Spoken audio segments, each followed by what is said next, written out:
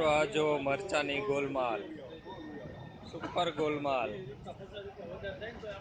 આખા મરચા આમાં જાય અને આ લાકડાનો છોલ છે એ સીધો આ ભૂંગળામાંથી થઈ અને આ મશીનમાં આવે. મશીનમાં આવી અને પછી મશીનમાંથી મરચાં નીકળે. પછી એમાં લોકો એમ કહે કે મરચાં તીખા નથી. એવી રીતે તીખા થાય જ્યારે આખા મરચાં સીધા ખાડામાં આવી જાય છે. જો જો આ કાશ્મીરી મરચું તમારું.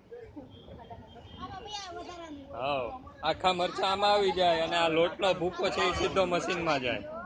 આ ભૂકો છે કલર વાળો લાકડાનો સોલ છે, આ મરચું નથી. લોકો આવું મરચું ખાય છે. 110 રૂપિયા કિલો મળે છે. લાકડાનું ભૂસું, મરચું નથી. આ કલર વાળું લાકડાનું ભૂસું છે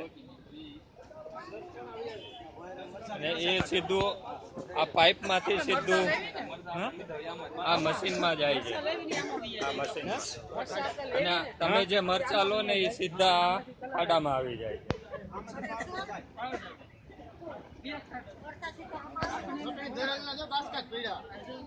જો આ બધા લાકડાનો સોલ કલર વાળો લાલ.